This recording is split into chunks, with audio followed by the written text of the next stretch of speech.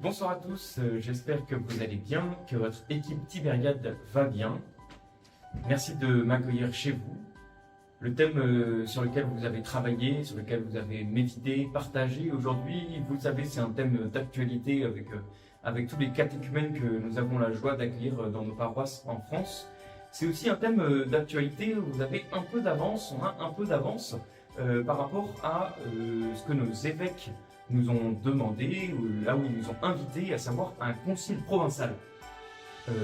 On va découvrir ce que c'est, moi je ne sais pas encore ce que c'est qu'un concile provincial, en tout cas le thème c'est catéchumènes et néophytes, de nouvelles perspectives pour la vie de notre Église dans nos diocèses. Ça aura lieu entre la Pentecôte 2026 et l'été 2027. Et donc voilà, on va se confronter un peu plus, tous ensemble, un peu plus fortement à ce beau sujet parce qu'on sait quel est l'enjeu pour notre Église. Notre thème commence avec cette idée, cette réalité que nous sommes membres d'un corps. Comme membre d'un corps, chaque membre reçoit et est dépendant des autres.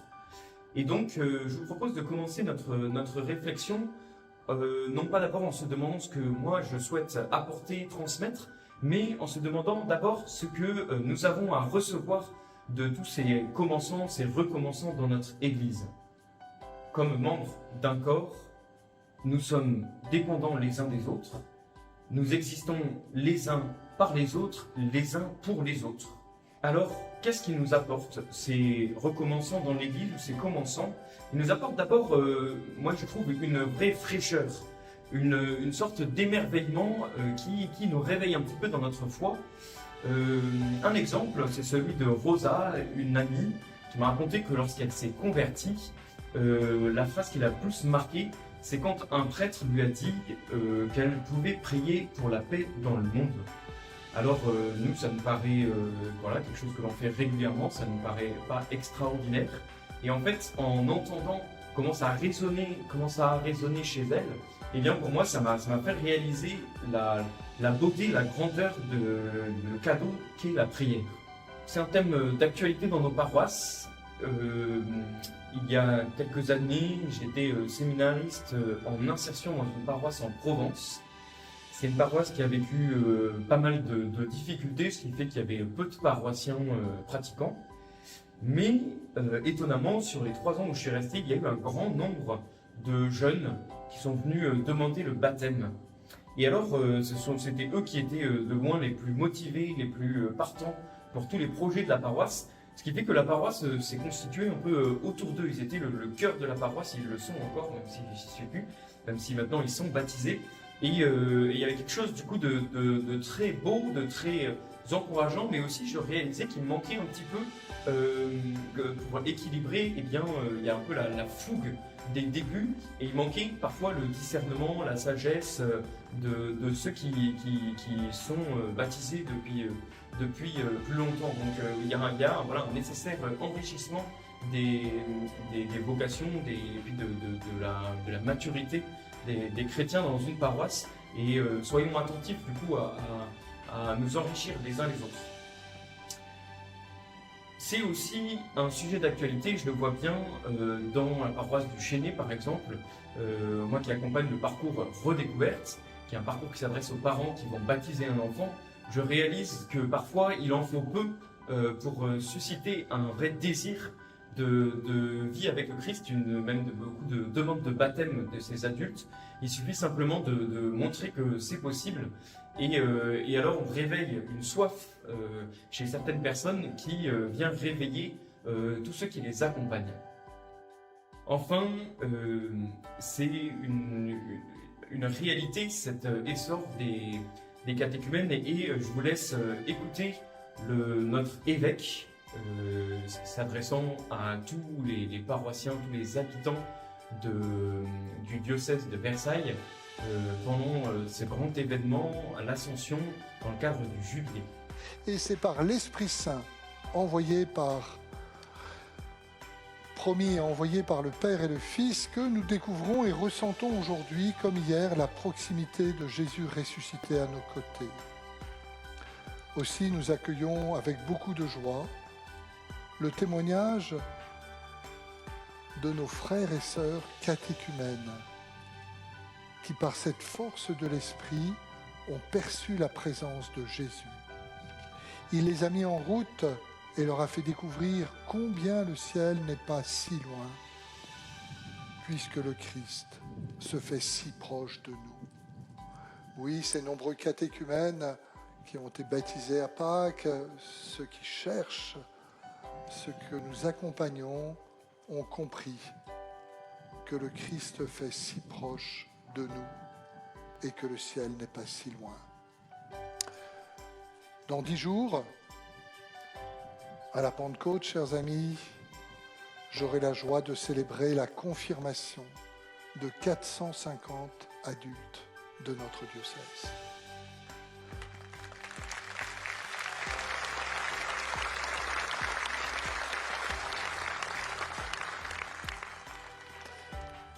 Que vos applaudissements les encouragent. Ce beau sacrement de la confirmation par lequel Dieu confirmera son amour à ces 450 adultes et leur donnera la force de suivre son Fils bien-aimé. Autre émerveillement, c'est celui que les catéchumènes manifestent quand on leur explique ce qu'est le baptême. Et cela est ressourçant pour tous, simplement soit de nommer, soit d'entendre ceux qui se préparent au baptême ou ceux qui viennent de le vivre, de le dire. C'est une expérience profondément marquante. C'est beau d'entendre voilà comment simplement dire ce qu'est le baptême, qui est simplement de participer à la vie de Dieu, voilà, et d'être en chemin de conversion vers le Seigneur. L'afflux de catéchumènes dans nos paroisses dit quelque chose aussi de l'action de l'Esprit Saint. Et en cela, c'est vraiment un motif de joie, et je vous invite tous à être attentifs à tous ces nouvelles personnes, tous ces nouveaux profils qui viennent se joindre à nous. Je pense à la parole dans les Actes des Apôtres sur lesquels vous avez médité, qui dit que c'est le Seigneur qui adjoignait à l'Assemblée, à l'Église, à l'Ecclésia, ceux qui allaient être sauvés. Il y a quelque chose de très ressourçant, chers frères et sœurs, de voir arriver parmi nous des personnes qui sont marquées par un désir de Dieu, parce qu'on voit bien que ce désir, il est certes parfois suscité par la parole ou réveillé par la parole de quelqu'un qu'ils ont rencontré, puisque la foi naît de ce que l'on entend, comme dit saint Paul, mais surtout c'est l'action de l'Esprit Saint en eux qui les fait venir. Et alors, chers frères et sœurs, il y a quelque chose d'extrêmement ressourçant de voir que c'est l'Esprit Saint qui attire, c'est l'Esprit Saint qui fait se convertir chacun. Et donc pour nous, ça nous donne aussi le désir de laisser de la place à l'Esprit Saint dans notre vie, pour que nous aussi, il nous donne ce désir d'aller toujours plus en avant dans notre chemin de sainteté, d'aller toujours plus en avant dans notre chemin de conversion. Cela peut aussi évidemment susciter pour nous un encouragement à prier. Nous voyons bien que c'est l'action de Dieu qui amène les personnes à l'Église. Et bien, chers frères et sœurs, cette action de Dieu, Dieu se plaît à dépendre de nous. Dieu a choisi de dépendre de notre prière. Alors, chers frères et sœurs, priez pour que le Seigneur envoie des ouvriers, des baptisés pour sa moisson. Ensuite, ce que nous apporte ceux qui vivent une expérience forte du Christ dans un élan de conversion, c'est qu'ils vivent quelque chose de l'expérience essentielle du chrétien. Parfois, pour blaguer, entre prêtres, on dit il y a deux types de témoignages. Il y a le témoignage choc et le témoignage chic. Le témoignage choc, c'est celui du taulier qui a vécu toutes les pierres crasses et qui puis tout d'un coup rencontre le Seigneur et ça change radicalement sa vie. Le témoignage chic, à l'opposé, c'est celui qui décrit avec délicatesse les petites touches de l'action de Dieu dans son quotidien. Eh bien, si le témoignage qu'on est capable de formuler correspond plutôt à un témoignage chic, parce qu'on n'a pas forcément vécu de grandes conversions dans sa vie, eh bien en fait c'est bon d'entendre le témoignage choc, des témoignages choc, parce que en fait ça nous dit quelque chose de ce que nous aussi nous vivons. Je dis nous parce que moi je n'ai pas un témoignage choc, de ce que nous vivons, c'est-à-dire l'expérience que le Seigneur vient nous rejoindre là où nous sommes, que le Seigneur nous donne sa force pour nous convertir, que le Seigneur agit, alors parfois de manière plus discrète, plus cachée, mais que le Seigneur est bien à l'œuvre. La présence des nombreux catéchumènes parmi nous dit quelque chose de ce qu'est l'Église. L'Église, en grec ecclésia, kaléos, c'est ceux qui sont appelés, ceux qui sont convoqués, c'est l'assemblée. Alors nous sommes tous appelés par le Seigneur, mais on réalise que dans l'Église, c'est le Seigneur qui est à l'œuvre, les chrétiens sont ceux qui répondent à l'appel du Seigneur. Et ça, nous, parfois, les chrétiens qui sont chrétiens par leur famille, on oublie que c'est pas d'abord nous nous bénéficions simplement d'un héritage, qui avons choisi, qui avons adhéré à un moment, mais qu'en fait c'est d'abord le Seigneur qui nous a appelés et que nous répondons à cet appel. C'est ça, être chrétien, c'est répondre à l'appel du Seigneur. Et puis, c'est le pape François qui avait cette belle image, il dit l'Église c'est une symphonie vocationnelle. Alors qu'est-ce que ça veut dire symphonie vocationnelle? Ça veut dire que l'Église, nous sommes tous appelés à être chrétiens, et puis ensuite dans ce corps qu'est l'Église, nous sommes tous appelés à jouer notre rôle comme l'un des membres. Et si, comme dans une symphonie, il manque un des instruments de musique, il manque une personne pour jouer la partition, eh bien il y a un vrai manque à l'ensemble. Voilà, c'est l'Esprit Saint qui suscite les instrumentistes qui vont jouer chacune leur partition. C'est l'Esprit Saint qui est le garant de l'unité de l'ensemble, de l'harmonie. Voilà, et donc il y a un vrai enjeu pour notre Église à accueillir et à donner toute leur place à ceux qui ont reçu cet appel du Seigneur, pour qu'ils jouent la partition, qu'il n'y ait pas de partition qui ne soit pas jouée dans notre Église. Alors, chers frères et sœurs, ce à quoi je peux vous inviter, c'est d'abord à essayer de les connaître, ceux qui sont un peu plus éloignés de l'Église, ceux qui sont peut-être plus en début de chemin, pour vous laisser façonner, vous laisser interpeller par eux. Il y a un véritable enjeu, je crois, pour votre foi à ce type de rencontre. Je suis témoin, moi, de la joie de ceux qui accompagnent les confirmants, les catéchumènes, qui accompagnent aussi les néophytes. Je suis témoin de la joie qu'il y a, parce que voilà, ça nous ressource toujours. C'est aussi bon, quand on est avec des commençants ou des recommençants, de les écouter. Prendre vraiment le temps de les écouter. Il y a des choses simples qu'on entend, par exemple, moi j'ai l'impression quand je vais à la messe que tout le monde me regarde. Voilà, c'est bon d'entendre cette réflexion qui me dit comment est-ce qu'on peut soigner l'accueil dans l'Église.